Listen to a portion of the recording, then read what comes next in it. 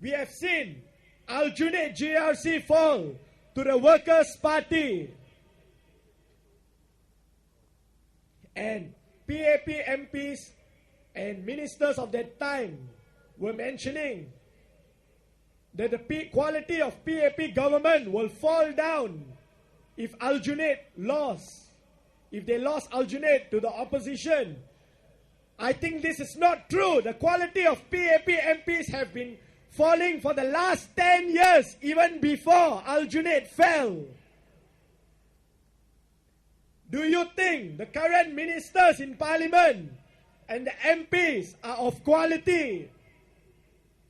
Do they even know what they are talking about? In terms of quality, maybe academic quality. They are well educated. But do you think they know your day-to-day issues? Day-to-day survival? Bread and butter issues? Your food issues? Electric bills, water bills, basic necessity, property tax, all of these are going up. But the quality does not seem to be going up together. Remember some of the broken promises. I'm talking about broken promises from the PAP.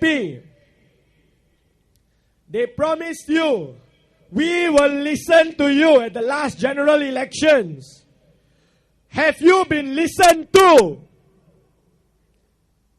Foreign workers, statistics have shown, are increasing. Even in the PMAT sectors, professionals, managements, executive and technical officers. Who is suffering? It is you, the people, who are suffering, as well as us.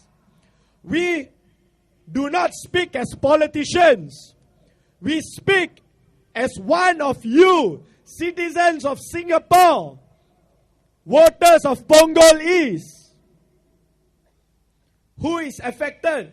It's each and every one of us. Do you think the PAP is affected? They do not want competition for themselves in parliament. But by importing foreign workers, they want competition for you, for your jobs, for your housing. Furthermore, more broken promises from the PAP. They promise you Swiss standard of living. This was many years ago. The PAP promised you Switzerland, Swiss standard of living.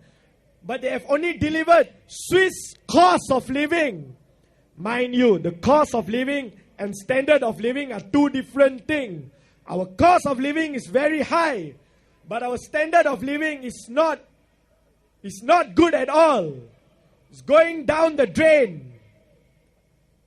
Our cost of living is increasing, but our standard of living is stagnant, or it might be even going down. JBJ mentioned when he started the Reform Party. JBJ mentioned, Reform Party is for change. People of Singapore, anyone happy today with the system, you should not come to us. If you are happy with the system, this is in the words of Mr. JBJ, if you are happy with the system, go to Mr. Chiam Si Tong or Low Tia Kiang. Why? Because they are happy with the system. The Reform Party is not happy at all with the system. We will take the PAP on, head on directly. We may be a small party, but we are not afraid. We have received death threats. Mr. Kenneth Jeyaretnam and his poor son has received death threats. We are still not afraid. We have a heart to serve you people.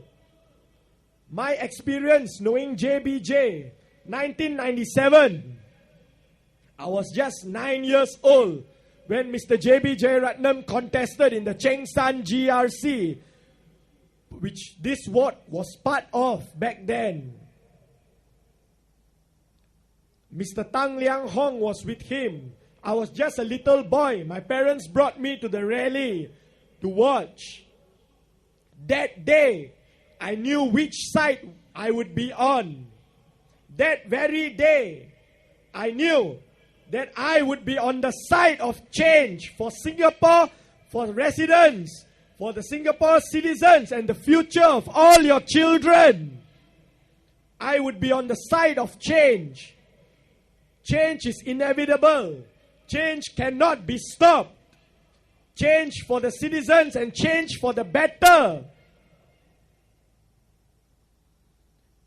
Furthermore, when I was 18 years old, I had the privilege of meeting the late Mr. J.B. Jeyaretnam. He was selling books. The year was 2006, 2 years before the formation of the Reform Party. 2 years before Mr. J.B. Jeyaretnam passed away. It's very sad that Mr. J.B. Jeyaretnam passed away and he's not with us tonight. He was not with us in the year 2011 when we contested. Or else, we would have taken any GRC we wanted. We would have taken at least a single seat in Parliament. It is very sad. Back to the year 2006, when the general elections was going on. Before that, I was only 18 years old back then. I met Mr. J.B. Jeyaretnam selling books in the public. I saw Mr. J.B. Jeyaretnam selling books in public, and he told me, I met him along Bugis Junction, where there used to be a Pacific Internet.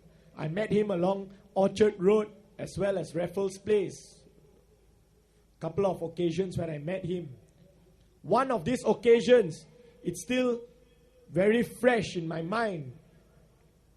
He told people who bought his books that they should not pity him. Despite being a judge, despite being a lawyer, he stood against all the odds for his beliefs. He never gave up. Until now, every one of our members in the Reform Party, his son, Mr. Kenneth Jeyaretnam, we are fighting for this very belief. We will not give up and we will never give up. Back to Mr. J.B. Jeyaretnam. He said not to feel pity for him, but feel pity for the people of Singapore who have been oppressed. He told me that he was earning his keeps by selling his books. He stood for his beliefs. Not to pity him, but to pity Singapore and Singaporeans.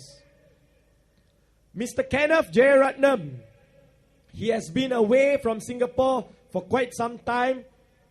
Why did he come back to Singapore? To continue the fight where his father left off. The great Mr. J.B.J. left off.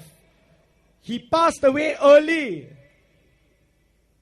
He should have been with us right now. Mr. Kenneth stood into his father's shoes. And mind you, Mr. J.B.J. is a giant. J.B. Jeyaretnam was a giant of a man. None of us here could step into his shoes. He had the courage and the moral conviction, much like Mr. Andy Ju mentioned earlier on. Mr. Kenneth Jeyaretnam is a chip of the old block. He has much of his father's courage and conviction to serve people of Singapore, citizens of Singapore, residents of Punggol East. We have come here tonight to make a statement. No more broken promises.